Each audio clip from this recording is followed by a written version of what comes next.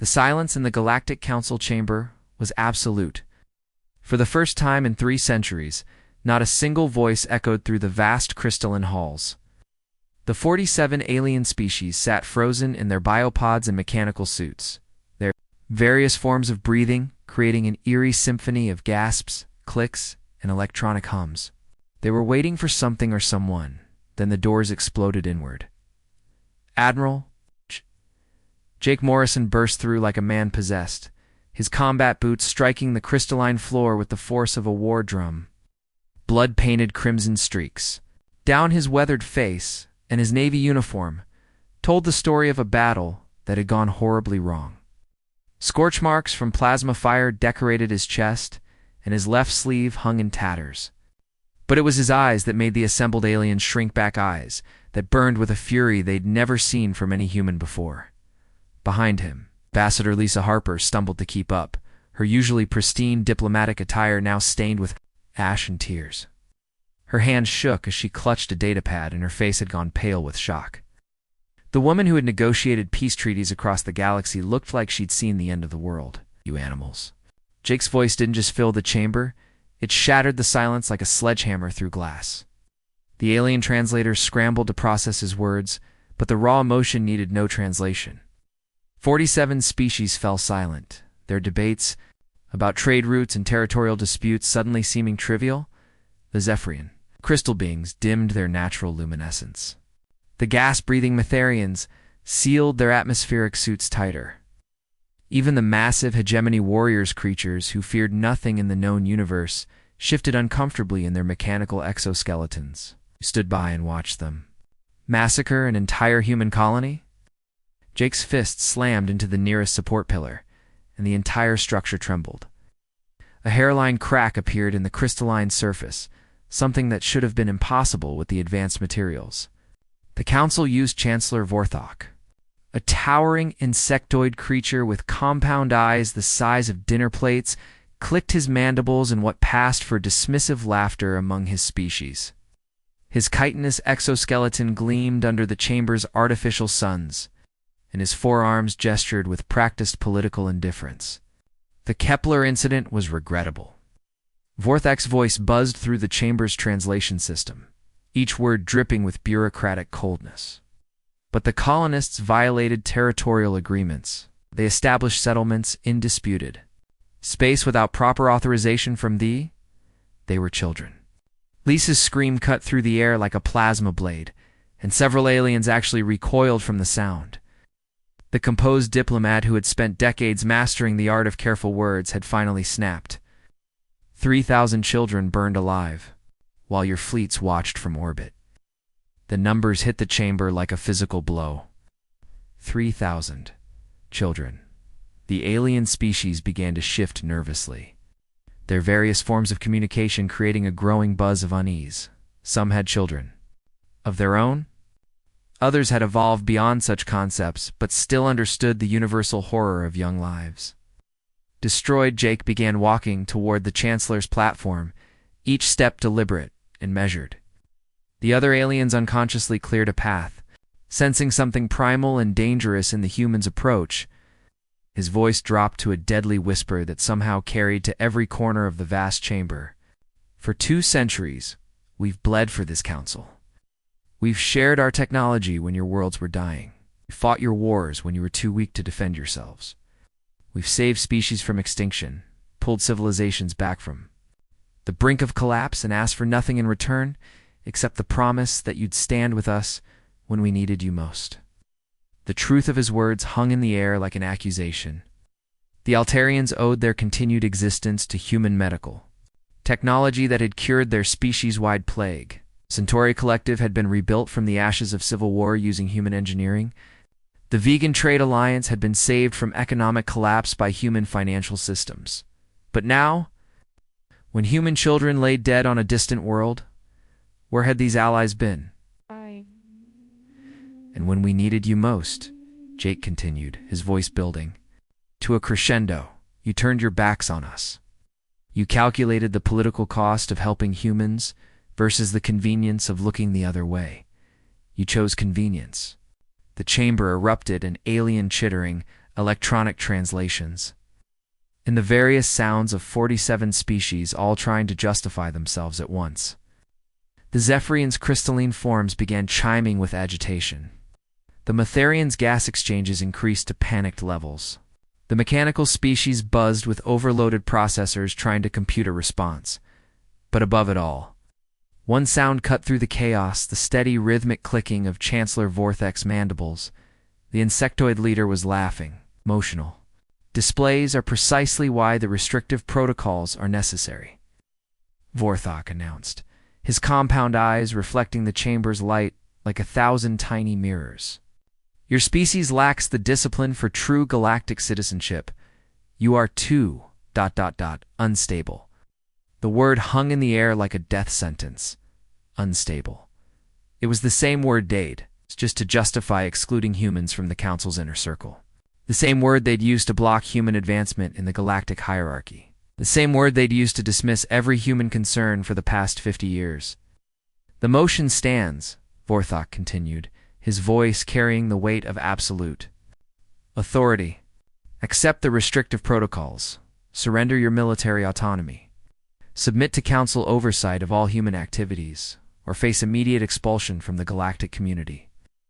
The ultimatum crystallized everything. 2 centuries of human service, sacrifice, and loyalty had led to this moment: submit to alien control or face exile from the civilization they'd helped build. Jake and Lisa exchanged a look that spoke volumes.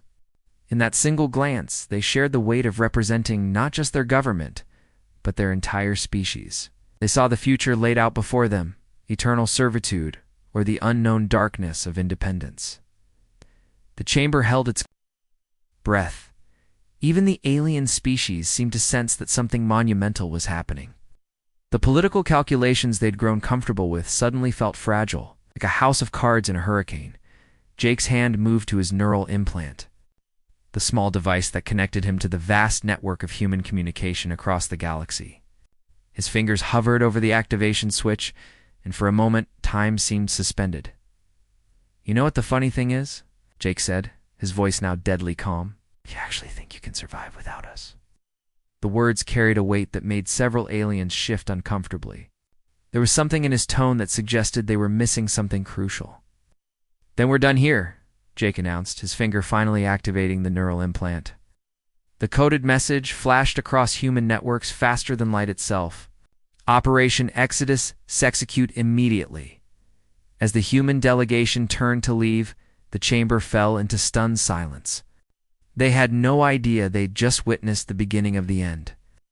The aliens, who had spent centuries taking human contributions for granted, were about to discover just how much they'd depended on the species. They'd just cast aside the massive Sasa.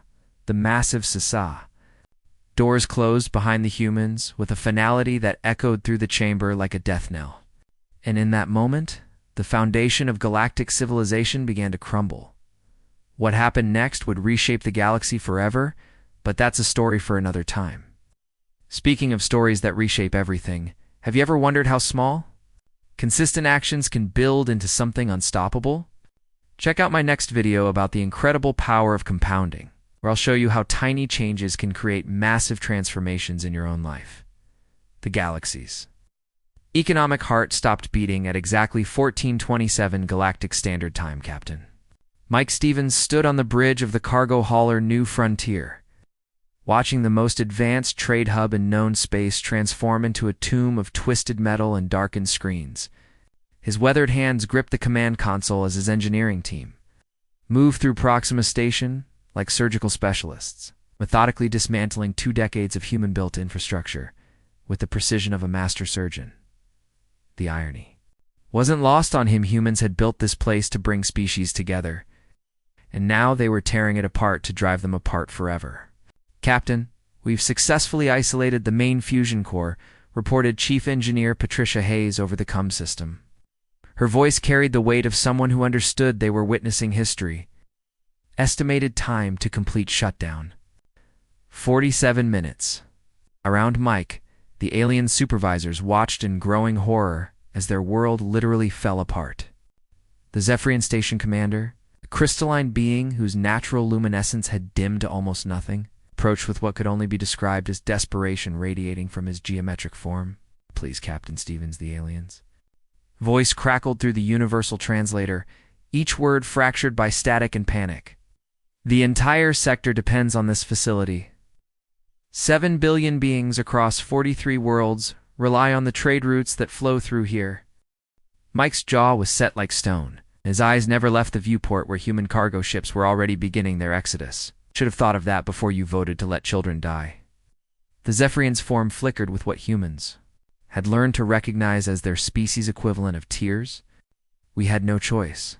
Political pressure from the hegemony? There's always a choice." Mike cut him off. "You made yours. We're making ours." But here's the thing about economic collapse. It doesn't happen all at once. It starts with a single thread being pulled, and then the entire fabric begins to unravel. What the aliens were witnessing at Proxima Station wasn't just one facility shutting down. It was the beginning of a cascade failure that would ripple across the galaxy, faster than the speed of light. 3 sectors away, Dr. Rebecca Walsh stood in the sterile corridors of Mercy General Hospital on Altair Prime, the crown jewel of the Galactic Medical Corps. For 15 years, she'd saved lives here, working alongside alien colleagues to push the boundaries of xenobiology and interspecies medicine. Now, she was pulling the plug on all of it. "Final patient transfer complete," announced Dr. James Crawford, her deputy chief of staff. "All human-designed medical equipment has been secured for transport." Rebecca watched through the hospitals. Transparent aluminum windows as hover ambulances rushed critical patients to overcrowded local facilities.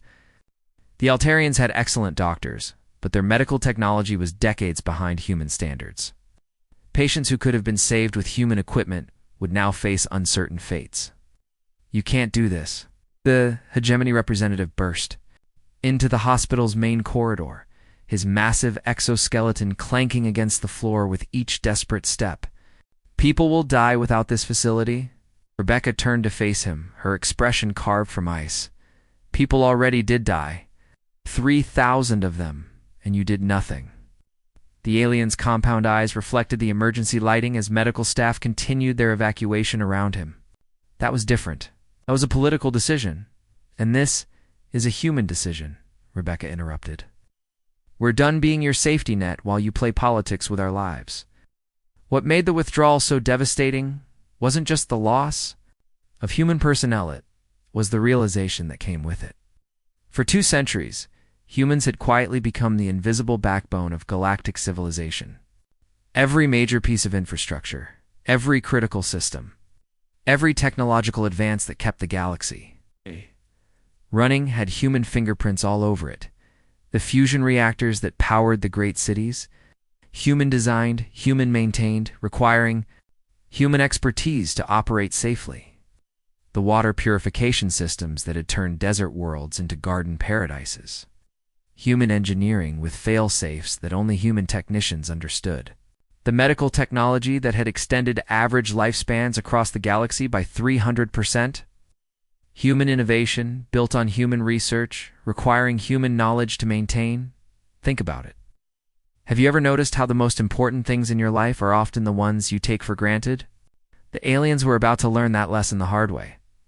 On Earth, President Tom Bradley stood before a joint session of Congress, his face carrying the weight of a decision that would reshape the galaxy. The chamber was packed beyond capacity, with representatives from every human colony, every space station, every settlement in the known universe connected via quantum communication links. "Fellow Americans, fellow humans," he began, his voice carrying to every human settlement across the galaxy. "Today we reclaim our destiny." The words hit like a thunderbolt.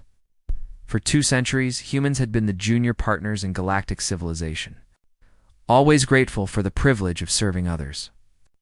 Now they were declaring their independence from a system that had taken their contributions for granted. "No longer will we serve those who see us as expendable," Bradley continued, his voice building with each word. "No longer will we sacrifice our children on the altar of alien politics. No longer will we build their worlds while they vote to destroy ours." The crowd erupted in thunderous applause, but Tom's expression remained serious. He understood that this moment of triumph was also a moment of tremendous risk. They were essentially declaring war on the established order of the galaxy. "This is just the beginning," he announced, his eyes scanning the assembled representatives. "They think they can survive without us. They're about to learn how wrong they are." But the real beauty of the human withdrawal wasn't its destruction, it was its precision. Every contract was honored to the letter.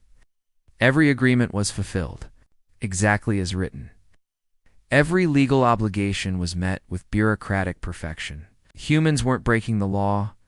They were simply choosing not to renew their voluntary participation in a system that had betrayed them. And that's when the aliens began to understand the true scope of their mistake. The first power grid failed on Centauri Prime at 1845 GST. The backup systems lasted another 6 hours before they too began cascading into darkness. The Centauri had never bothered to learn how their human-built infrastructure actually worked.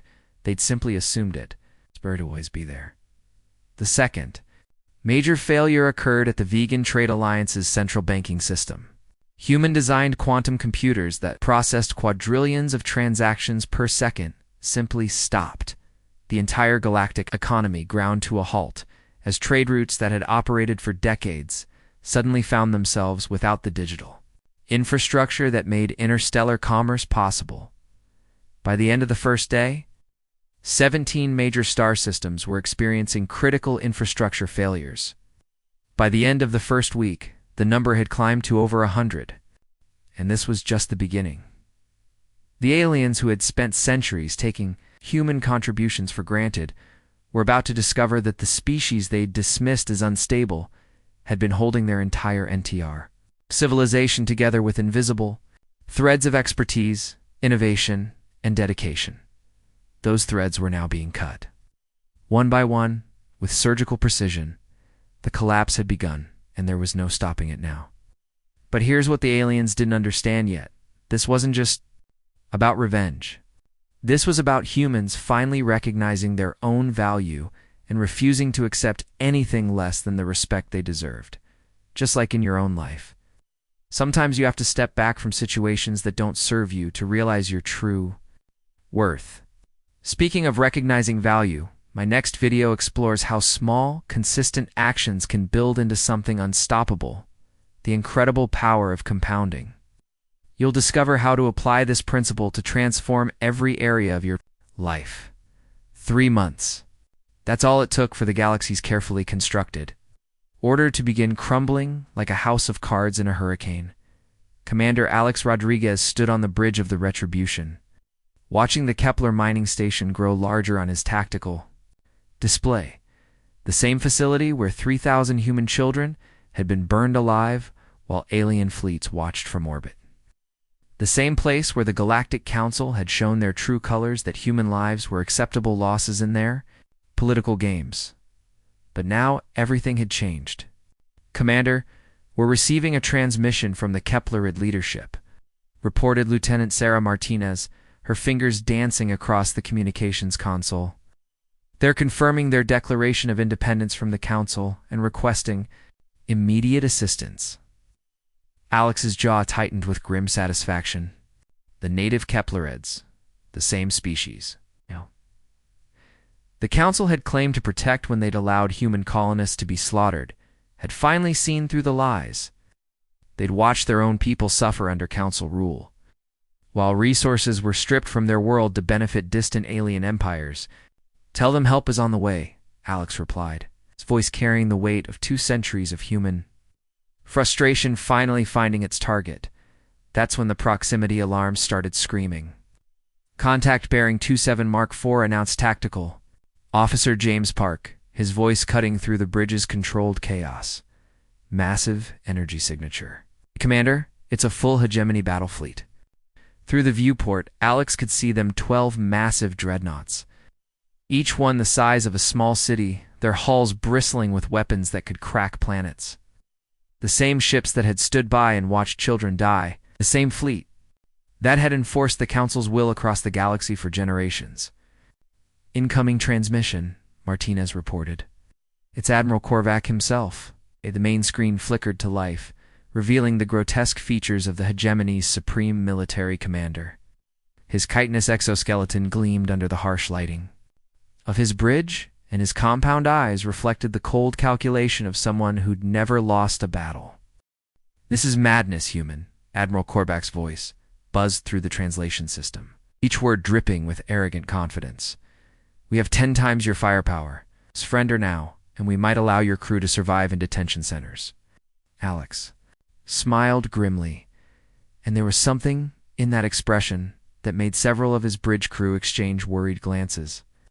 They'd never seen their commander look quite so predatory. "Numbers don't mean much when you're using obsolete technology," Alex replied, his voice calm as a frozen lake. The alien admiral's mandibles clicked with what passed for laughter among his species. "Obsolete? These are the most advanced warships in the galaxy. Our shields can withstand. Your shields are based on human technology from 50 years ago," Alex interrupted. "Technology we've been improving in secret while you've been playing politics. Here's what the aliens didn't understand. For 2 centuries, humans had been quietly upgrading their own military technology while sharing only the basics with the Council. Every major breakthrough, every revolutionary advance, every game-changing innovation had been carefully hidden away in classified research facilities, scattered across human space. The Council thought they knew what human ships could do. We're about to learn how wrong they were." "All ships engage Pattern Omega," Alex commanded, his voice carrying across the small human fleet. "Let's show them what we've been building." The battle lasted exactly 4 minutes and 37 seconds. The new human weapons, systems no longer constrained by Council regulations that had limited their firepower through the alien. Shields like tissue paper. Plasma cannons that could melt asteroids, particle beams that could slice through dimensional barriers, and quantum torpedoes that could rewrite the laws of physics in localized space. The mighty hegemony fleet, which had terrorized the galaxy for generations, limped away in defeat. Half their ships were crippled, their invincible reputation shattered like glass against concrete. But you know what? That military victory was just the appetizer. The real main course was happening back on Earth. Secretary of Defense Jennifer Cole stood before the largest gathering of alien representatives in human history. The massive conference hall in Geneva buzzed with the sounds of dozens of species, clicks, chirps, electronic harmonics, and translation devices working overtime to process the cacophony of interstellar diplomacy. "Welcome to the Terran Commonwealth," Jennifer announced, her voice carrying across the assembly with the authority of someone who'd just proven that Earth wasn't playing games anymore.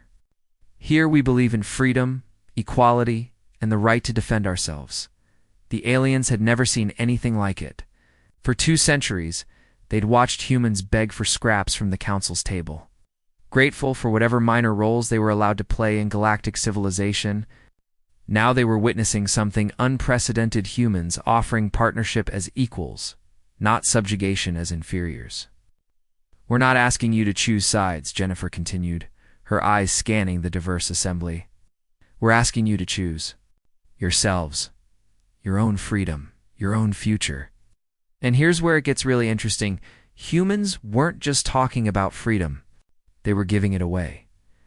The most advanced human technology, innovations that had been suppressed by Council regulations for decades, was being distributed freely to any species willing to stand up to the Council's tyranny. Faster than light. Communication networks that bypassed Council infrastructure entirely. Medical advances that could extend lifespans by centuries. Agricultural techniques that could turn barren worlds into garden paradises. Think about it. When was the last time you saw a superpower giving away its advantages instead of hoarding them? But that's exactly what humanity was doing. The aliens couldn't understand why. The answer was simple. Humans had finally learned that true power doesn't come from control, it comes from trust. Meanwhile, at a hidden research facility beyond the galaxy's rim, Dr. Marcus Thompson worked alongside the strangest team in human history. Centauri engineers, Altarian biotechnicians, former Council scientists who'd defected when they realized their own governments were built on lies. "Quantum network integration at 97%, reported Dr. Zara, a Centauri physicist, whose crystalline thought patterns had revolutionized human understanding of faster-than-light communication. We'll have full coverage of the independent sectors within days. Marcus nodded, watching the holographic displays that showed the galaxy's communication networks in real time. The Council's systems were failing faster than anyone had predicted. Critical infrastructure was collapsing. Trade routes were shutting down. Entire star systems were going dark. "We're not just leaving," he told his mixed-species team, his voice carrying the weight of historical inevitability. "We're building something better." The quantum computers hummed with the processing power of 1,000 civilizations, analyzing data streams from across the galaxy. The Council's carefully constructed empire was crumbling, and humanity held the keys to fix it all. "Them?" asked his Centauri colleague, her voice carrying the natural compassion that had made her species such effective diplomats. Marcus shook his head, his expression hardening with resolve. They made their choice when they decided human children were expendable. Now they live with the consequences. But here's the thing about consequences. They don't just affect the people who made the bad decisions. The Council's collapse was creating chaos across the galaxy. Innocent civilians were suffering. Entire species were facing extinction as their life support systems failed. And that's when humanity made perhaps their most surprising move of all. They began rescuing their former enemies, not the Council leaders they could rot in their ivory towers, but the ordinary citizens who'd been caught in the crossfire of their leaders' arrogance. Human rescue fleets began appearing in the most desperate situations, offering evacuation, medical aid, and sanctuary to anyone who needed it. The message was clear. Humanity's quarrel wasn't with the people of the galaxy. It was with the system that had oppressed them all, and that system was about to face its final judgment. The domino effect had begun, and there was no stopping it now. But the real question wasn't whether the old order would fall, it was what would rise in its place. Just like in your own life, sometimes the biggest changes start with the smallest actions. Speaking of building something better from the ground up, my next video explores the incredible power of compounding. How tiny, consistent efforts can create massive transformations that reshape everything around you.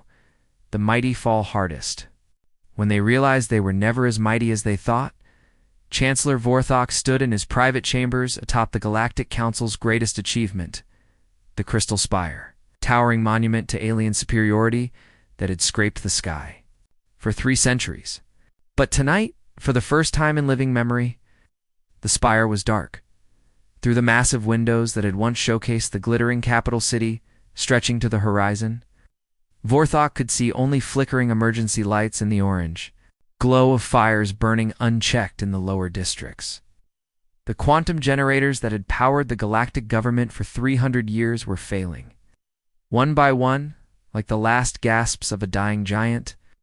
"Sir," his aide's voice trembled with barely controlled panic, "the eastern grid just went offline. That's 60% of the city without power."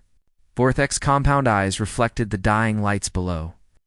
And for the first time in his political career, he felt something he'd never experienced before, a genuine fear. Not fear of political consequences or electoral defeat, but the raw, primal terror of watching everything you've built crumble into dust. "How long do we have?" he asked, his mandibles clicking with nervous energy. "The backup fusion cores are overloading," the aide reported, consulting his datapad with shaking hands.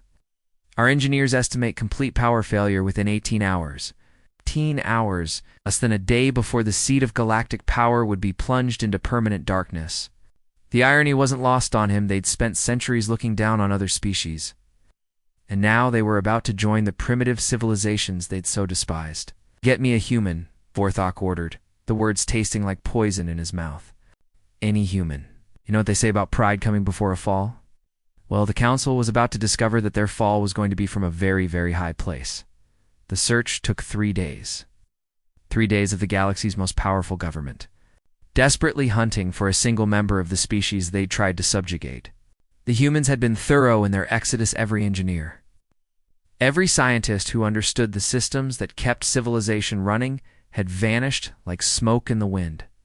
Finally, found him. Professor David Chen had been excavating ancient ruins on a forgotten world at the galaxy's edge when the Exodus began. As a Zen archaeologist, he'd been so focused on dead civilizations that he'd missed the collapse of the living one.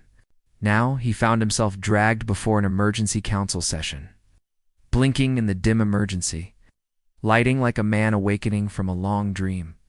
The council chamber that had once housed 47 proud species now echoed with the voices of barely 20. The others had either fled to join the growing Commonwealth or had simply abandoned the sinking ship of galactic governance. Empty seats stretched in all directions, silent testimony to the council's spectacular failure. Dr. Chen, Chancellor Vorthek's voice cracked with desperation that would have been unthinkable just months before. Help us understand. How did we become so dependent on your species? David looked around the nearly empty chamber, taking in the faces of aliens who had once considered themselves the masters of the galaxy. Now they looked like what they truly were, frightened beings who'd suddenly realized they were completely out of their depth. "'Cause we made ourselves indispensable," he said quietly, his voice carrying easily in the sparse assembly. "Every system we built, every technology we shared, it all required human maintenance. We didn't plan it as a weapon. We genuinely wanted to help, but we also wanted to ensure our survival." The revelation hit the remaining council members like a sledgehammer to the chest. Some of them actually staggered in their seats as the full scope of their predicament became clear. "You see," David continued, warming to his subject like a professor, "addressing a particularly slow class for 2 centuries, you treated us like junior partners. You assumed we were sharing everything we knew, that we were showing you all our capabilities. But we're not stupid. We've been studying galactic politics for a long time, and we learned one crucial lesson." "What lesson?" Vorthok whispered. "Never. Give away everything you know to people who don't respect you." The silence that followed was deafening. The aliens were beginning to understand that they hadn't just lost their human workforce, they'd lost the hidden architects of their entire civilization, the quantum generators. Human-designed, with fail-safes that only human engineers understood. The communication networks that connected the galaxy. Built on human quantum entanglement technology that required constant human calibration. The medical systems that had extended alien lifespans. Based on human research that had been carefully compartmentalized to ensure dependency. But here's the truly beautiful part. It had all been completely legal. Every contract had been fulfilled to the letter. Every agreement had been honored with bureaucratic precision. The humans hadn't stolen anything or sabotaged anything. They'd simply ... left. "What do you want?" Vorthok asked, his voice barely above a whisper. David's smile was sad but determined. "Nothing from you. We're building something new, something better, and we're doing it without you." The words hit like a final nail in the coffin. The council had spent months assuming that the humans would eventually come crawling back, desperate, for the protection and prestige that came with galactic membership. It calculated that human pride would eventually give way to human need. They'd calculated wrong. Reports were flooding in from across the galaxy. Every single one painted the same picture. Human colonies in the Outer Rim weren't just surviving, they were thriving. The Terran Commonwealth was growing stronger every day, supported by trade alliances with the dozens of species that had broken away from the Council's dying empire. "Centauri Collective officially joined the Commonwealth yesterday," reported one of the few remaining intelligence officers. "They're sharing their crystal matrix technology with human engineers. The resulting innovations are ... unprecedented. The Altarian Medical Alliance has established joint research facilities with human scientists, added another. They're developing treatments that make our best medical technology look like Stone Age remedies." Each report was another dagger in the Council's heart. The species that had once begged for the privilege of Council membership were now lining up to join humanity's new order, and why wouldn't they? The Commonwealth offered something the Council never had: genuine partnership instead of domination. But the most devastating report came from the economic analysts. The numbers were staggering. Council's territory was shrinking by the day. Losing star systems and trade routes to the growing Commonwealth, their economy was in freefall. Their infrastructure was collapsing. Their military was becoming increasingly irrelevant as more species defected with human-provided technology. "How long do we have?" Vorthok asked, though he already knew. The answer? At current rates of decline, the analyst replied, the Council will cease to exist as a governing body within 6 months. It's possibly less. 6 months. Less than 2 years after humanity's exodus began, the Galactic Council, the most powerful government in known history, would be extinct. And you know what the really ironic part is? The humans had tried to prevent this. For 2 centuries, they'd worked tirelessly to build a stable, prosperous galactic civilization. They'd shared their knowledge, their resources, their very lives to make the Council's dream of unity a reality. But the Council had confused cooperation with weakness, partnership with subservience.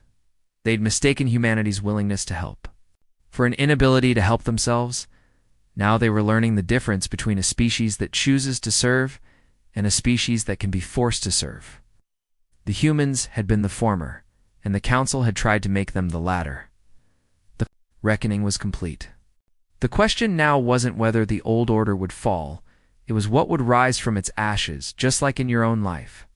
Sometimes the most dramatic transformations start with the smallest decisions to value yourself properly. Speaking of understanding your true value and building something extraordinary from the ground up, my next video explores the incredible power of compounding. How tiny, consistent actions can create massive changes that reshape everything around you.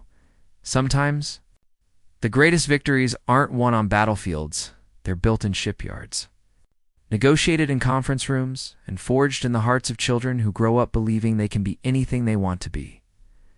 2 years after the Exodus that shook the galaxy to its core, Fleet Admiral Jake Morrison stood on the command deck of the defiant humanity's new flagship.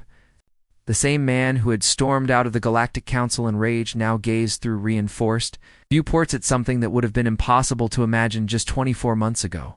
New Terra sprawled before him like a mechanical constellation, its massive shipyard stretching across 3 orbital rings around a carefully terraformed world.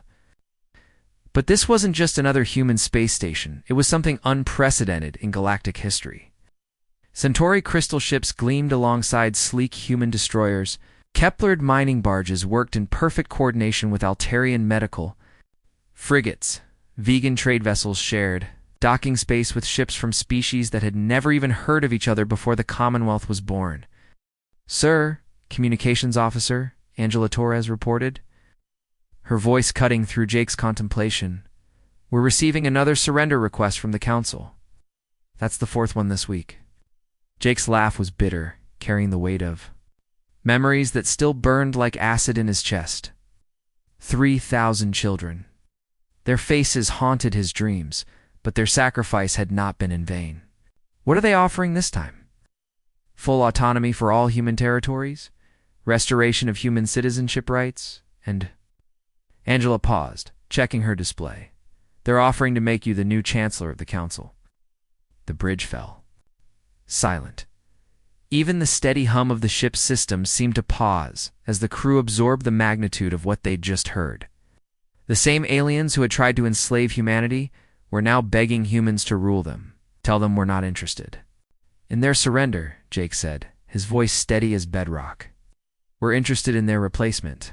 And that replacement was something beautiful to behold. The Terran Commonwealth had grown beyond anything the old Council had ever achieved, because it was built on a revolutionary concept: genuine equality. Not the lip service the Council had, paid to the idea, but real. Functional partnership, where every species contributed according to their strengths and received according to their needs. Humans worked alongside Centauri engineers to build starships that could travel faster than anything in galactic history. Their crystalline thought patterns, combined with human intuition and creativity, had produced innovations that neither species could have achieved alone. Vegan traders shared their extensive knowledge of galactic commerce with Keplerid miners, creating trade networks that operated with unprecedented efficiency and fairness. But you know what the most remarkable thing was? The small worlds that had once been ignored by the Council, the forgotten colonies, the struggling settlements, the species deemed too primitive for Council membership, now thrived as equal partners in humanity's new vision. Ambassador Lisa Harper, now Secretary of State for the Commonwealth, stood on the observation deck of New Terra's central hub, watching something that would have been unthinkable under the old regime.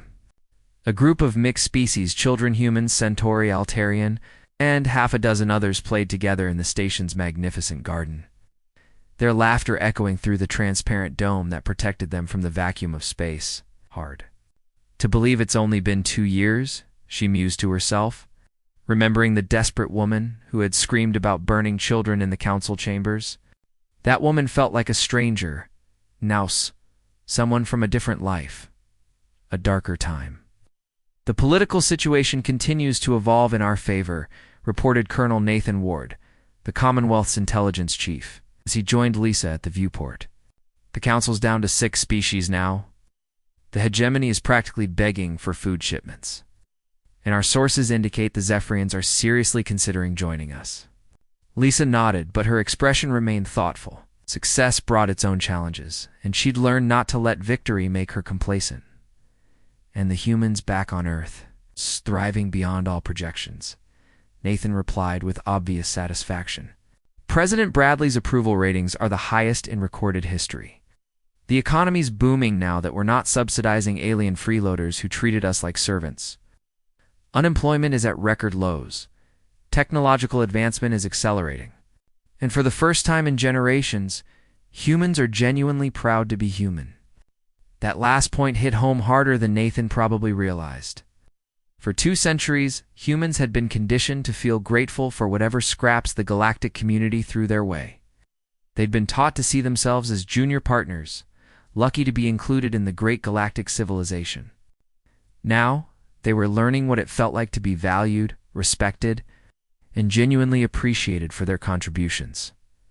A soft chime from Lisa's communication device interrupted her thoughts. Another message had arrived, and when she saw the sender's identification, her eyebrows rose in surprise. The Andromedon Collective wants to join, she announced to Nathan. They're requesting an immediate audience to discuss Commonwealth membership. Nathan whistled softly. The Andromedans had been one of the Council's most loyal supporters, their massive industrial capacity forming the backbone of the old galactic economy. If they were abandoning the Council, it meant the end was even closer than anyone had imagined. Schedule a meeting, Lisa ordered her aide. But remind them that membership requires genuine commitment to our principles. No more slavery disguised as labor optimization, no more exploitation of primitive worlds, no more rule by fear and intimidation. The aide nodded and departed, leaving Lisa and Nathan alone with their thoughts. Through the viewport, they could see the faint glow of the Council's core worlds in the distance, still stubbornly trying to maintain their failing empire. Occasionally, they sent envoys begging for negotiations. But their terms never changed. They wanted humanity to return as a subordinate species, not as equals. Do you think they'll ever understand? Nathan asked quietly. Lisa shook her head. Some people never learn. They're so used to being in control that they can't imagine any other way of existing. They'd rather rule over ruins than serve as partners in paradise. But here's the thing about building something new it's not about converting the old guard. It's about inspiring the next generation to believe in something better. The Commonwealth had grown beyond concerns about what the Council thought or wanted. They were building something magnificent among the stars, a civilization based on cooperation, rather than domination, partnership rather than exploitation, respect rather than fear. And at its heart, humanity had found its true purpose. Not as the galaxy's servants, grateful for whatever recognition they received, but as its liberators, showing other species that there was a better way to reach for the stars. They discovered that real power doesn't come from controlling others. It comes from empowering them. The children playing in the garden below represented something unprecedented in galactic history. The first generation to grow up in a truly integrated, truly equal interstellar civilization. They would never know the fear of being treated as second-class citizens because of their species. They would never understand the crushing weight of systemic discrimination that their parents had endured. They were the living proof that the old order had crumbled completely, and from its ashes, something far more beautiful had taken flight. The Commonwealth was more than just a political alliance. It was a statement of principle. It declared to the galaxy that cooperation was stronger than coercion, that diversity was more powerful than conformity, and that freedom was worth any price. As Jake Morrison looked out at the bustling shipyards where former enemies now worked, as friends, he knew they had achieved something extraordinary. They hadn't just escaped oppression, they had built a better alternative to it. The galaxy would never be the same, and that was exactly the point. Just like in your own life.